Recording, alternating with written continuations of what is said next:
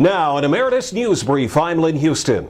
The Bureau of Economic Analysis found third quarter GDP down 0.3% after being up 2.8% in the second quarter, making for a 3.1% drop between the second and third quarters.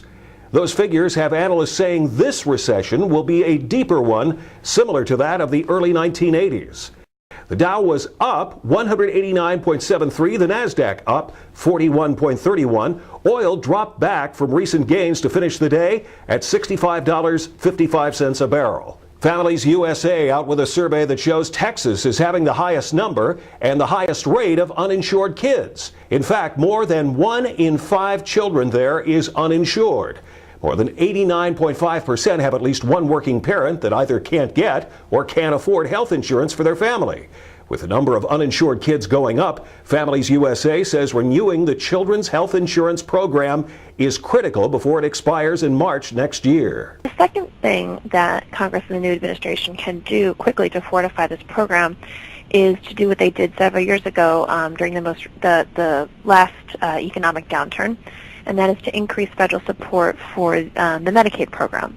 They can issue a temporary increase in the matching rate, the federal matching rate for the Medicaid program, that will be timely and targeted as we want stimulus packages to be, and it will prevent states from cutting the Medicaid program at a time when they're having higher demand for it as more and more people lose their jobs and have lower incomes, but also at a time when states have fewer dollars to support the program because their revenues are down. So it's really a win-win. Next month, Family USA will be releasing a study about the uninsured nationwide.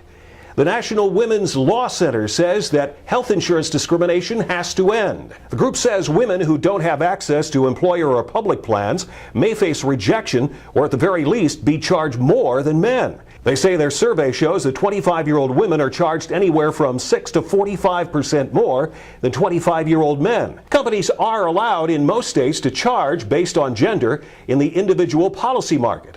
Companies say on that basis, women have higher health care expenses and thus are more expensive to insure. The latest on the big issues and public policy on emeritusnews.com. That's an Emeritus News Brief. I'm Lynn, Huston.